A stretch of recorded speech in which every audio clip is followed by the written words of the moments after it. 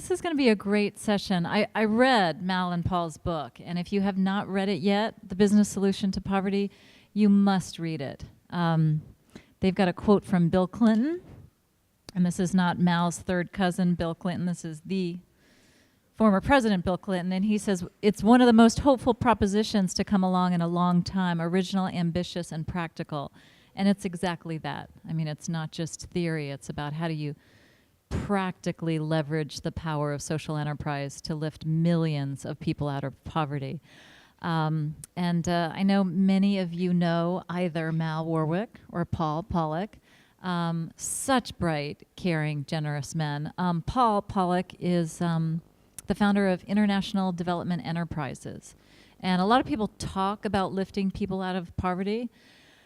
He has worked with thousands of farmers in countries all over the world, and he has helped them produce low-cost, revenue-generating products that have helped lift 20 million people out of poverty. 20 million people. That's Paul Polak. And Mal Warwick, yes, let's give him a round of applause. And let me not block our beautiful speakers. And so many of you know Mal Warwick, know and love him. So he's devoted his life to helping social entrepreneurs and helping people everywhere raise the resources they need to fund the causes that they care about. He did this first with Mal Warwick Associates, then as chair of Social Venture Network, and now with One World Football Projects. And I've had the pleasure of knowing Mal for almost 13 years now, and I just love the man. So please join me in introducing Mal Warwick and Paul Polak. Thank you very much, Deb. So what we're going to talk about this afternoon is poverty. It's not a very cheerful subject, and when you start to think about the contrast between poverty in the United States and poverty in the global South, it becomes an even less pleasant subject. I mean, just think about it. Most people who are classified as poor in the United States, people who have an income of under, say, $24,000 a year, $2,000 a month, live in places with a roof over their head. They have indoor plumbing.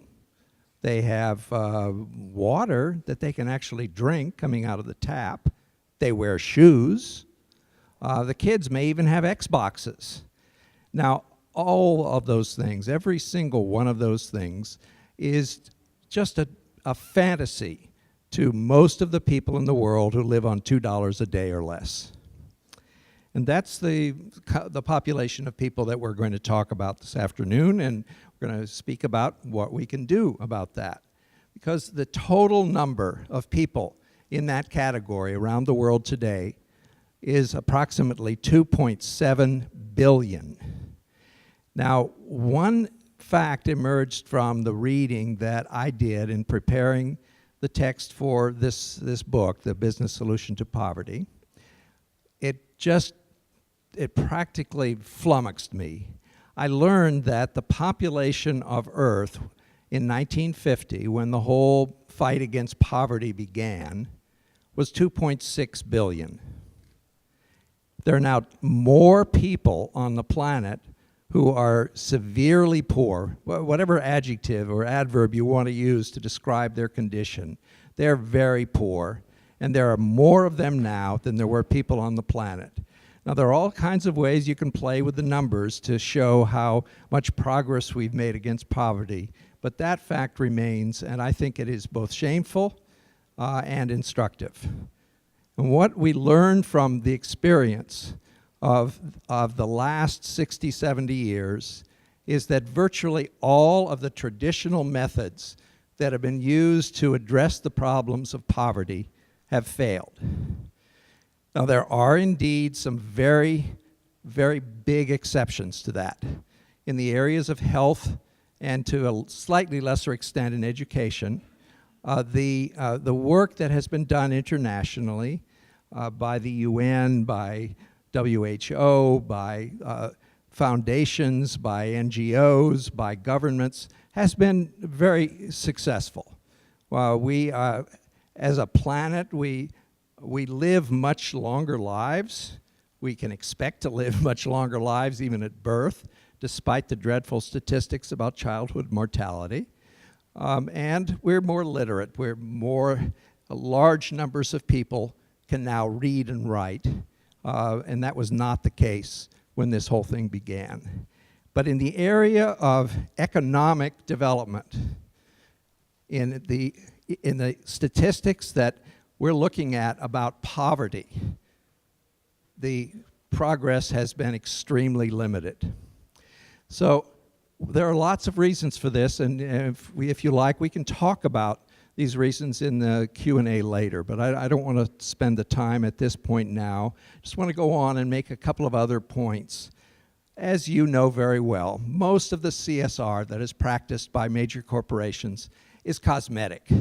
A lot of it is just out-and-out greenwashing.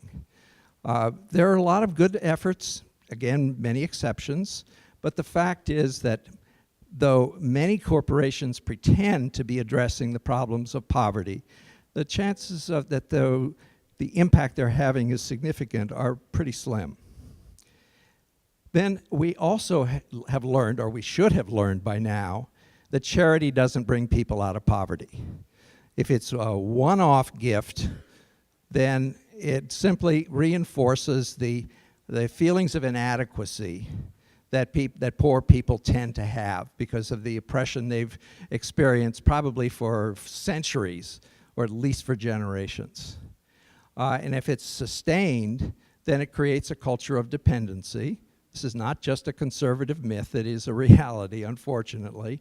And in neither case does it really address the problem. Does it help people lift themselves out of poverty? So then we hear about impact investing. Many of you were in the session I participated in on impact investing earlier today, and we know there are a lot of problems in that field, but the biggest problem really is there's so little money in the final analysis that actually does go into true impact investing. So whatever the reasons, whatever the complications, none of these approaches has really done the job or has even really begun to do the job. So we're really left wondering how we can impact favorably, we can impact the lives of those 2.7 billion people, since it hasn't happened so far. So the first fact that we have to contend with, if we're going to look for a genuine solution to the problem of poverty, is that poor people must participate directly themselves. They must invest their own time and money in the solution. If not, it will not be sustainable. Now, there need to be incentives for them to continue the effort, but they have to do it themselves. They have to act themselves. And the second thing is that most of the poor people in the world, the people in the global south that we're speaking about, these nearly 3 billion people, live in rural areas. They live in villages that are often very isolated, and in any event, they are farmers by and large.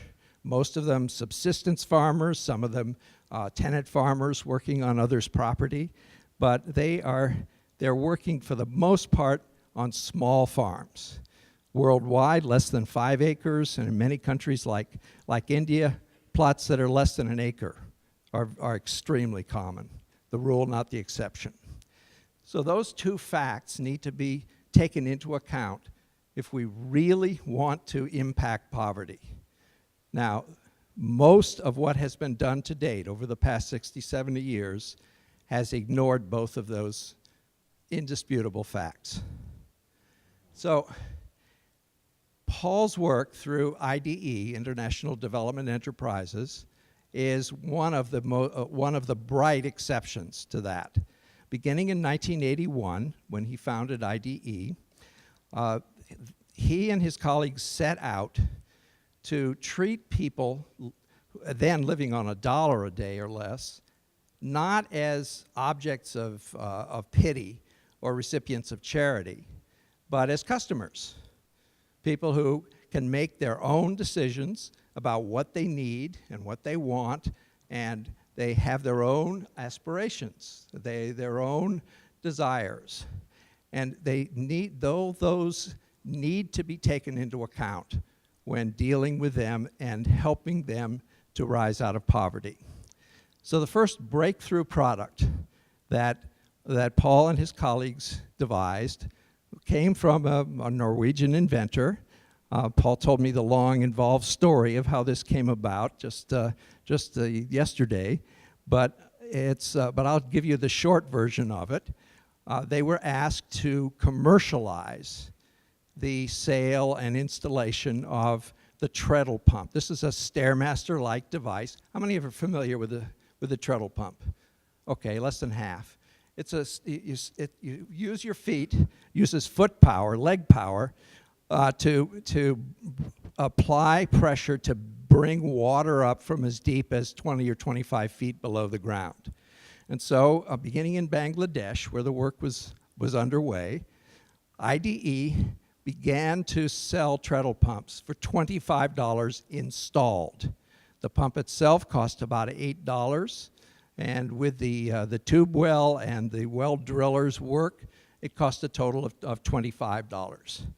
But it was not just the farmers who gained the advantage of these pumps through their own labor, through their own investment in the product, and through gaining the ability to irrigate their crops, maybe getting an extra crop per year, certainly gaining the opportunity to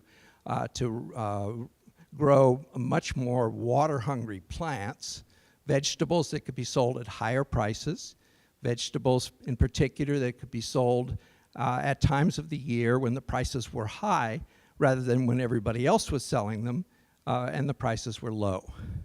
But it wasn't just the farmers who benefited from this.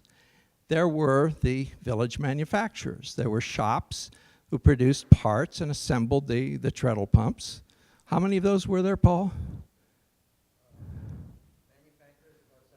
75. This was in Bangladesh. But there were 3,000 shops where the treadle pumps were sold. Now, these things didn't just sell themselves, you know. They really had a very big network of people who benefited from this effort, this market-based effort. And the well drillers were one. Everyone who got into the act had thus an incentive to spread the word and to build the buzz around the treadle pump. But even so, even with all of that, you might expect, if you were running an NGO in a place like Bangladesh in 1983, 84, 85, that the pumps would sell themselves. People were tripling their income in 1 year by applying the irrigation that came from the treadle pump. Well, but it didn't work that way. They had to market the pump. And so they developed all manner of locally common means of communicating with large numbers of people. Culturally appropriate advertising and marketing, which involves such things as hiring a troupe of troubadours to come around and sing songs in the villages, idolizing the treadle pump. Involved hiring troops of actors who would go around and put on skits in which the treadle pump was the hero. And it involved the production for $25,000, including a legitimate Bollywood star, of a Bollywood movie, which was seen by 1 million people in the first year, and led to the production of other similar films.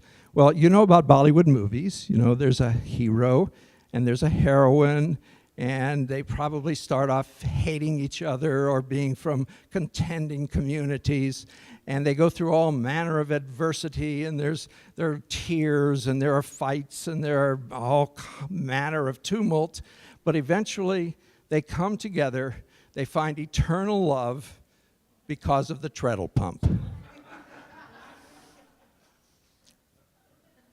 This was how the treadle pump, the IDE eventually sold 2 million treadle pumps. They passed the 1 million point mark in the early 1990s and went on to sell another 1 million after that, and others sold at least 1 million more, not just in Bangladesh, but in much of South Asia and in sub-Saharan Africa as well. So this was the impact of IDE's work over 25 years, going up to 2006 when Paul wrote his first book, Out of Poverty. The organization itself invested $78 million over that quarter century.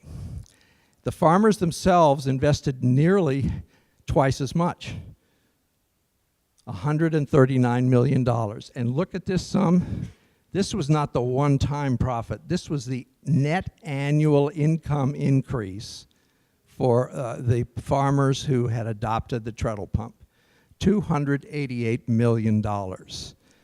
Many of them, I guess typically the increase was 3 times their earlier income. Many earned a lot more than that, some a little less, but the overall impact was to lift 20 million people out of poverty.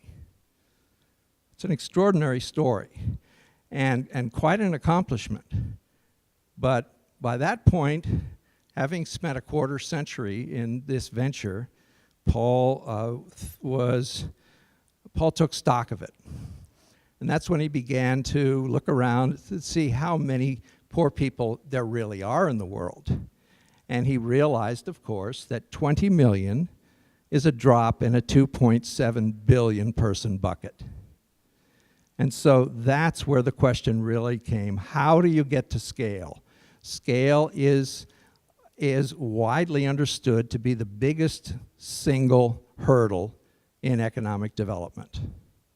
How do you get to scale? There are hundreds, maybe thousands of successful pilot projects and other small-scale efforts that have been undertaken by NGOs, by the UN, by foundations, by governments.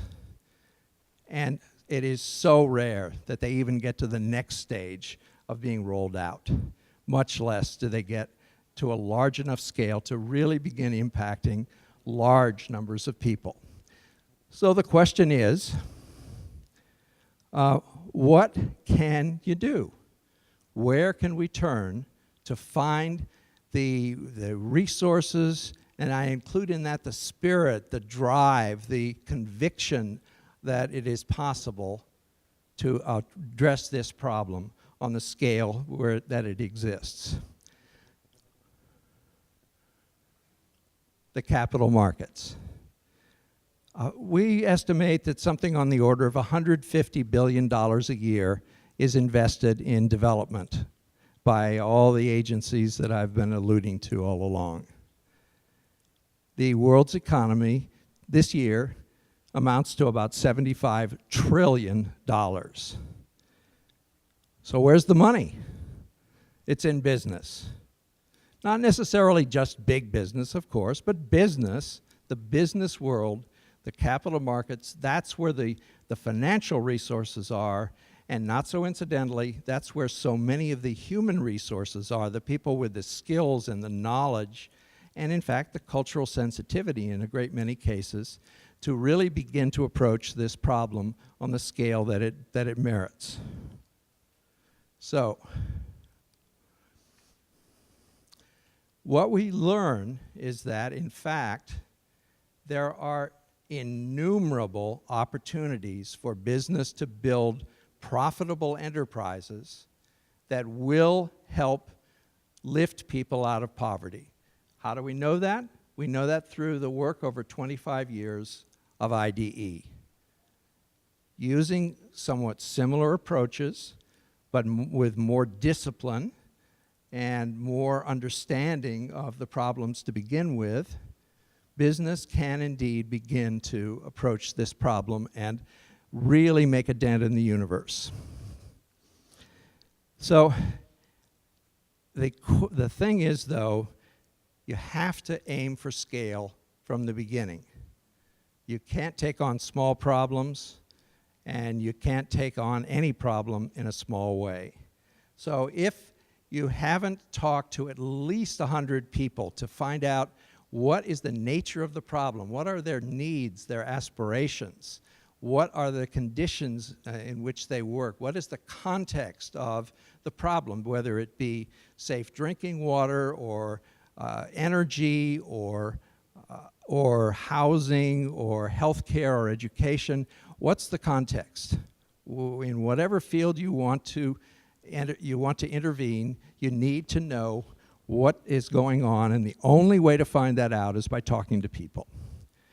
Also, if what you're going to do isn't going to pay for itself at least 3 times over in the first year, and if you can't sell at least 100 million of them,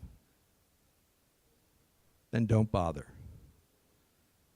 Now that is a very harsh statement, but that's the approach that you have to take. That's the mindset you need to have if you're really going to begin to approach the problems of poverty experienced by nearly 3 billion people. That, by the way, is almost 2 out of every 5 people on the planet. But there are, in fact, lots of problems that are existing that offer business opportunities. And so we figure that you need to approach problems where there's a potential market of at least 1 billion people. Figuring that if you're really successful, you should be able to achieve a market share of 10%.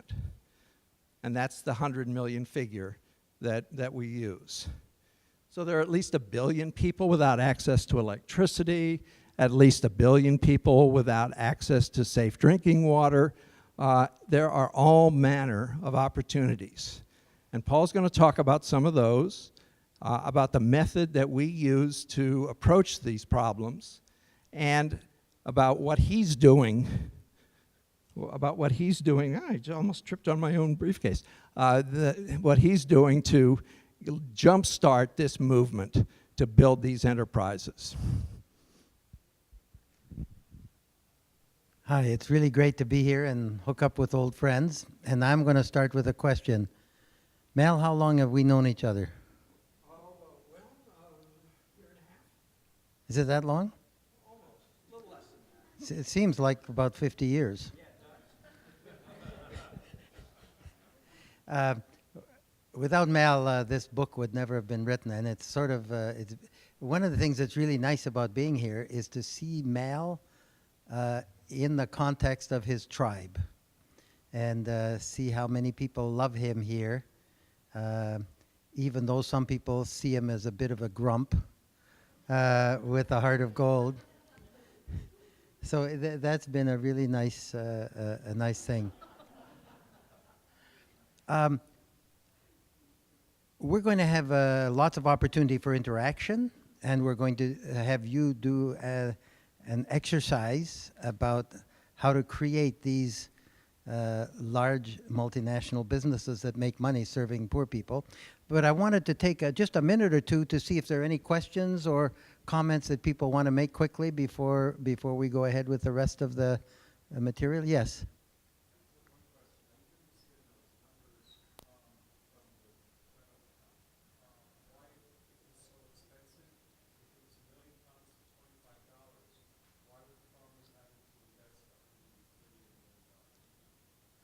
Okay, that wasn't just 1 million pumps. That was a measure of IDE's total work over 25 years. So it involved treadle pumps, it involved 500,000 low-cost drip systems, it involved a whole bunch of initiatives to help them increase their income, including 2 million treadle pumps at that point. Other things? Yes? Just a question on achievability. Yeah. So, Mal mentioned the 1 billion without electricity, and it's kind of like you're asking for almost, as I see it, like 10% market penetration for a venture to be deemed successful. Am I Not exactly to be deemed successful. It's just a question of what's reasonable. That is, if you want to ultimately reach 100 million customers, it's reasonable to think if you're successful, if you have a good business strategy, that you can do 10% market penetration. So you better start with a market that is a frontier market, but that has a potential of 1 billion customers, because it's reasonable if you're successful to reach 10% of them. So in order to reach a scale of 100 million, you want to start with a customer base of 1 billion. Does that make sense to you? No. I just want to make sure that it's achievable, and you mentioned reasonable, so I have hope that How the hell do you do it is really what you're saying. But that's that's the whole point. The point is, first of all, most of the things that we've done for poverty have failed. And secondly, the few things that have been successful are pissing in the wind. IDE's work, I'm proud of it, but 20 million is a drop in the bucket. So the challenge we face now is to create things that succeed in transforming the livelihoods of 100 million people at a time. So don't think about it, well, okay, can you do that? That's what we've got to do. That's the challenge. And we're in the process of doing it. Yes? It seems like a great idea. But? Why didn't it go viral? Why isn't it effective? You mean treadle pumps?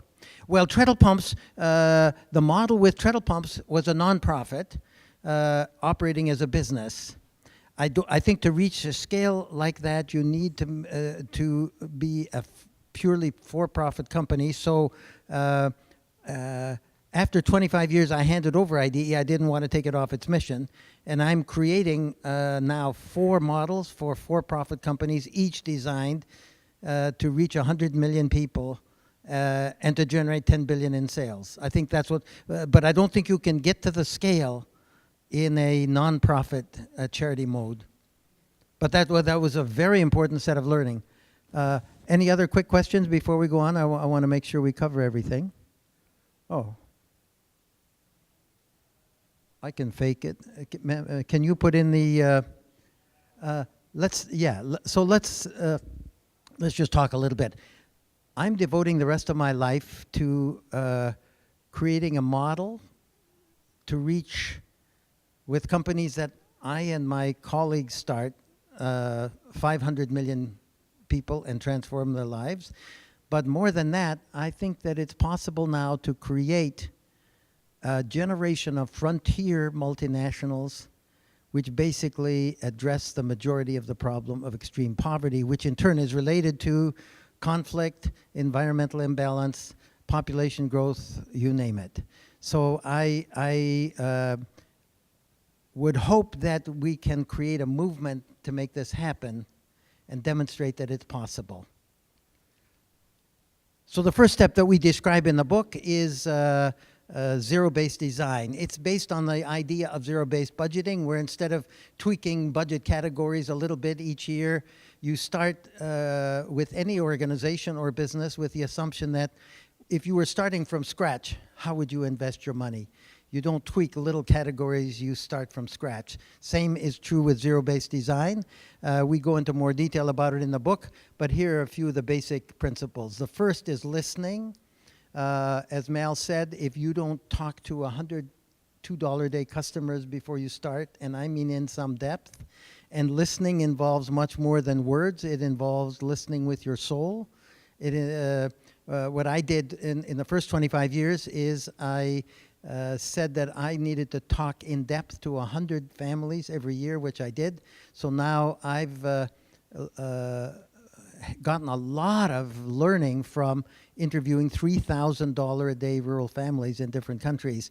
That's the key part that's informed everything that I've done and that I'm doing now. And I think that's the first step in creating any profitable company serving $2 a day customers. A second principle is ruthless affordability. I'm delighted that a couple of people are here from some of the classes at Stanford and other places. I described there a process of the ruthless pursuit of affordability. That doesn't mean making things cheap, but if you're living on $2 a day, you can't afford fancy things, so you have to find in the design process the features that are both attractive but radically affordable. So this is a perfect example. This is an EnviroFit stove. It's a very nice stove. It's made by a company in Colorado. They've sold more than 1 million of them. They cost $35. From interviewing people who need stoves, I think the sweet spot in the market is 10 to 12 bucks. The real challenge is how to get there. I've told EnviroFit that, but they're going ahead, which is their right. But that's just one example of many. There are 3 main reasons why existing big businesses don't see $2 a day customers as a way to make money. First, they don't think they can make money serving $2 a day customers. Secondly, they don't have a clue how to make things affordable enough. And third, there is a real challenge of so-called last mile distribution and last mile collection. How do you get things to people in remote rural villages and deliver them profitably? That's a nut that hasn't been cracked, but there are solutions to it. There are solutions to each of those problems. And one of the other things is what's been called Jugaad innovation, the kind of things, the kind of products that you get in workshops in remote rural areas are a little bit crazy, but they end up working. So you got to think in often crazy terms to come up with solutions.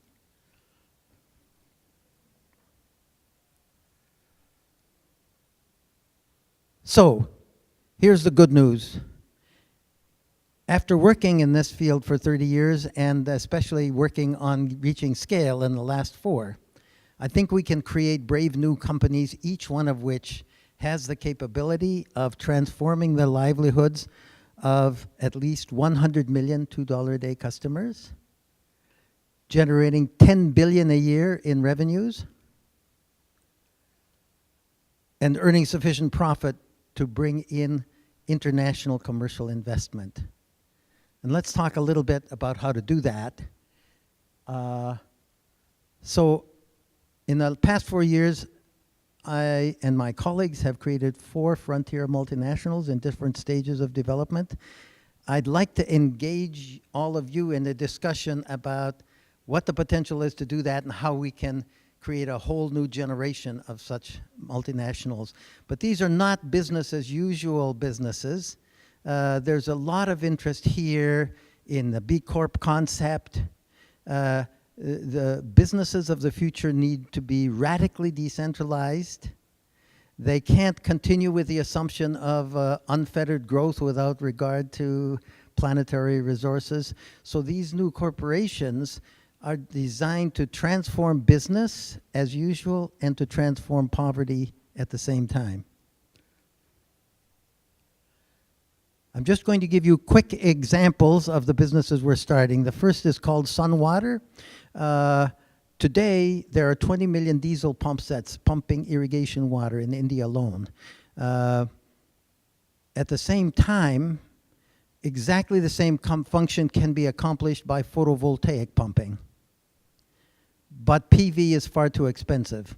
So what we're doing is we've got a design team from Ball Aerospace, led by 20 aerospace engineers and people from all over the world who are cutting the cost of photovoltaic pumping by 80%. We're taking a zero-based design approach. We're taking a systems-based design approach. I think we've got all of the design features pinned down, and we're now building 2 prototypes. A 2 kilowatt solar pump in Gujarat, India costs $7,000 now.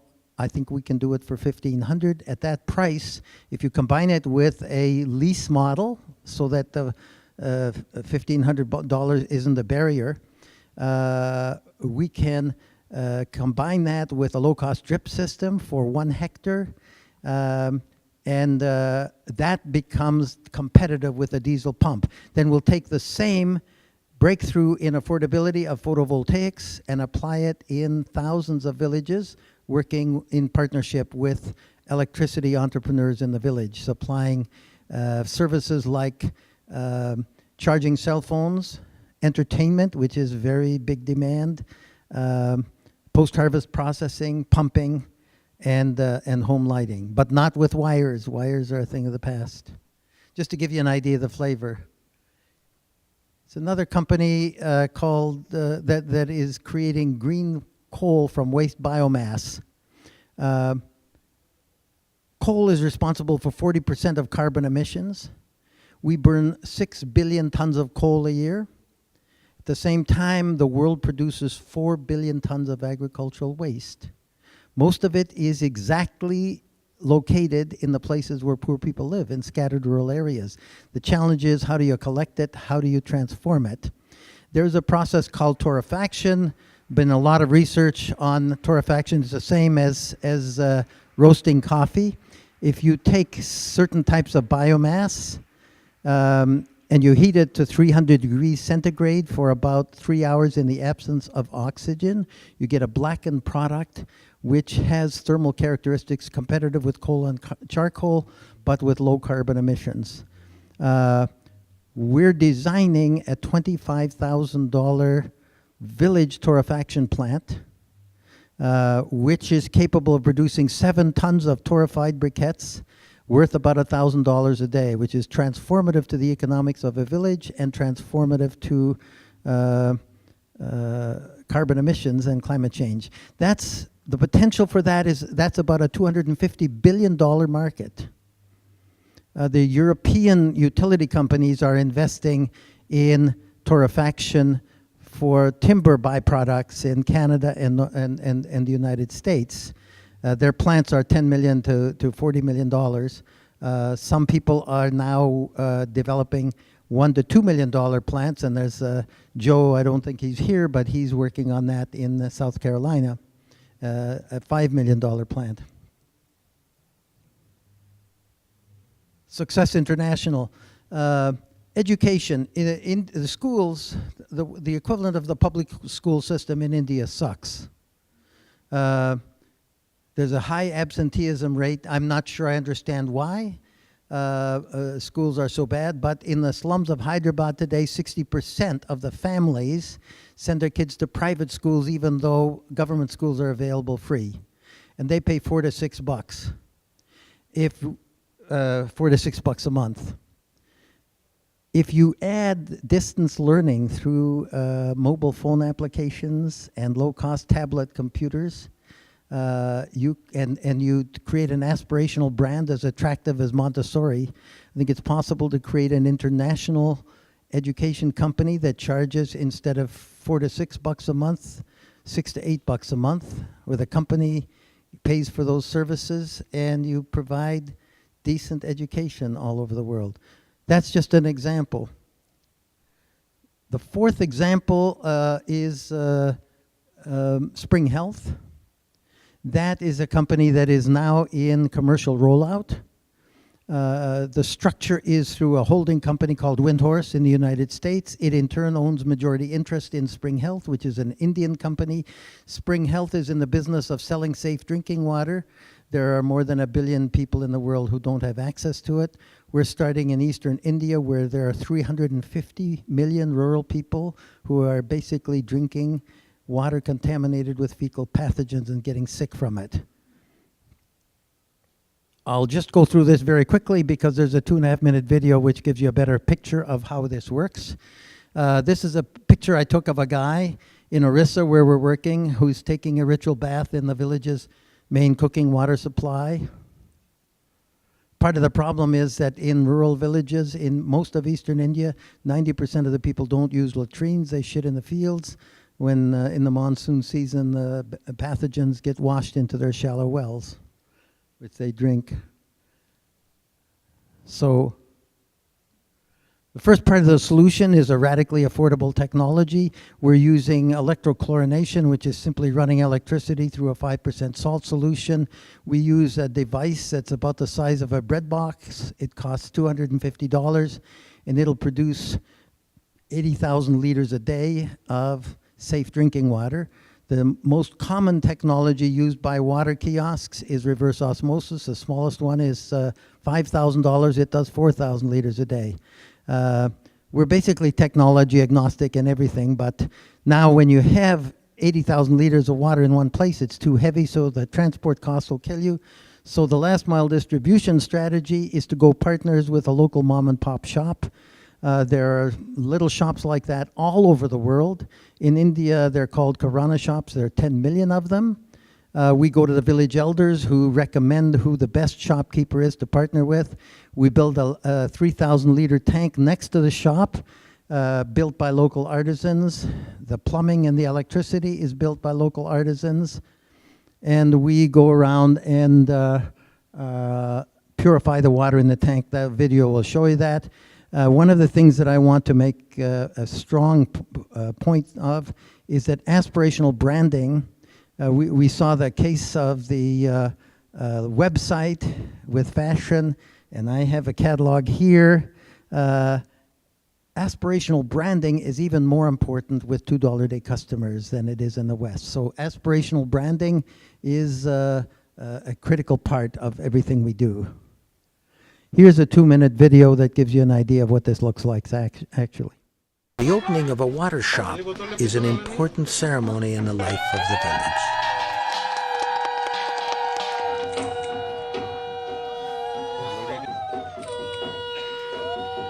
More and more customers in rural Orissa are buying safe water from their local small shop for 4 cents a day. They're buying it from small village shopkeepers. Windhorse and Spring Health India partner with the shopkeepers and install a 3,000-liter cement tank next to the shop, which the shopkeeper fills with water from his shallow open well, which is usually contaminated with fecal pathogens.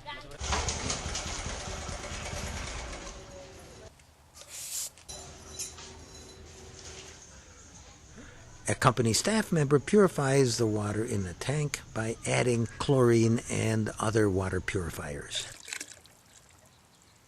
A central part of the Spring Health rollout strategy is creating a strong, dependable brand identity in small, remote rural villages. A bicycle home delivery service carries jerry cans filled with safe drinking water to customers' homes up to 3 kilometers from the kiosk at a cost of 8 cents for 10 liters compared with 4 cents at the kiosk.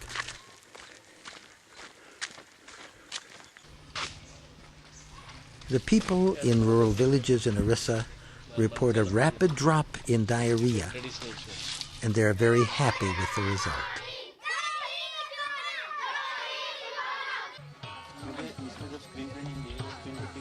Over the next 3 years, we will partner with 10,000 village shops and sell safe drinking water to 5 million people.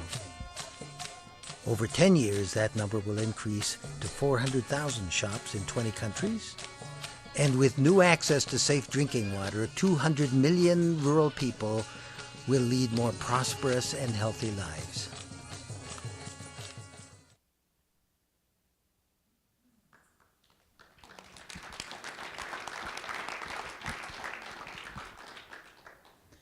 Now that video is a little bit out of date. We've now learned that the rickshaw is and the auto rickshaw is the most efficient way of delivering water.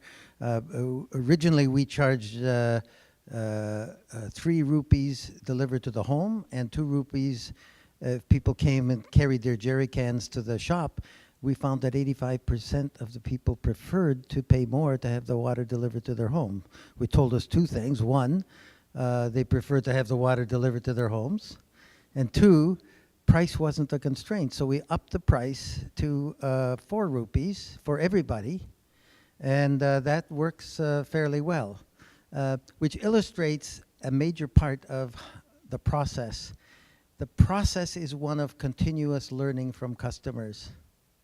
One of the things that we are doing now to reach scale, what we're doing is pinning down every step required to roll out a block of 50 villages with about 50,000 customers every month.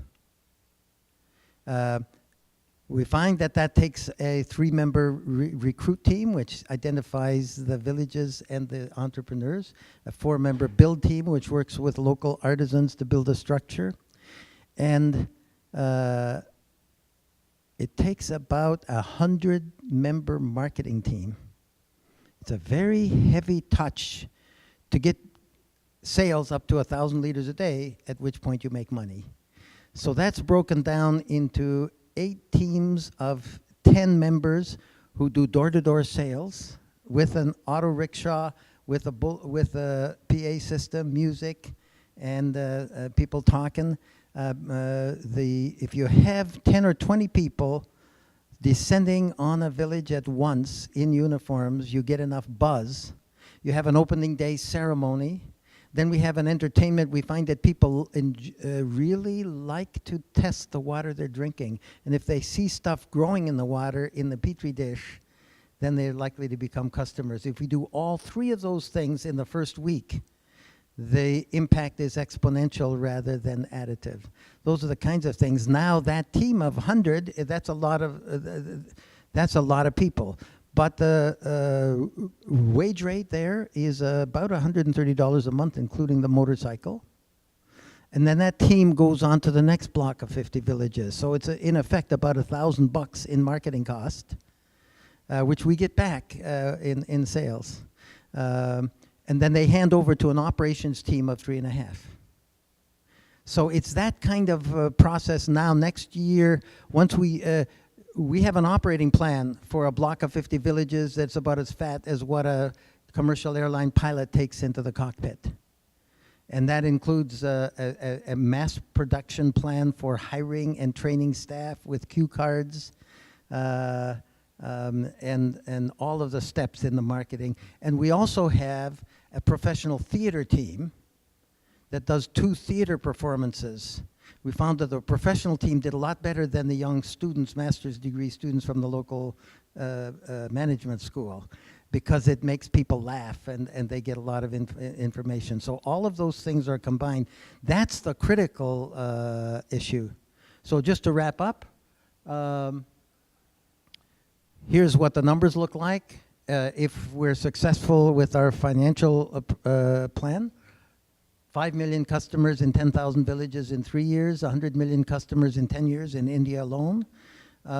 Total cost for the proof of concept phase, the beta test phase, and the early commercial rollout is under 3 million. We should have free cash flow of 2 million in year 4, 4 million in year 5, and then Katie barred the door after that. I don't see this new frontier multinational field as break-even or as charity. By the rules of business and economics, it should be and is operating this way, a high risk and a reward commensurate with the risk. And if you want to reach scale, you got to make a profit. And we plan to make a very attractive profit. So just a final thing I want to say, I think that the future in this is,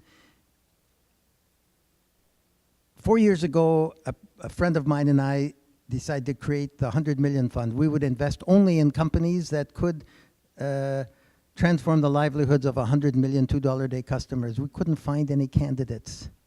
So instead, we're creating the candidates. What I think we need now is about a $30 million runway fund, which creates 100 of these candidates initially, maybe at around 75 grand a piece.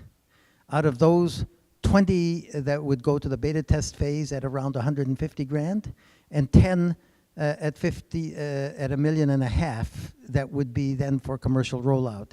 And then I want to create a $100 million fund to invest in a whole new generation of these companies. I think this is the path to ending poverty and transforming business as we know it. So all it takes is one person with a dream, and I think there are many people with dreams in the audience. Thank you very much.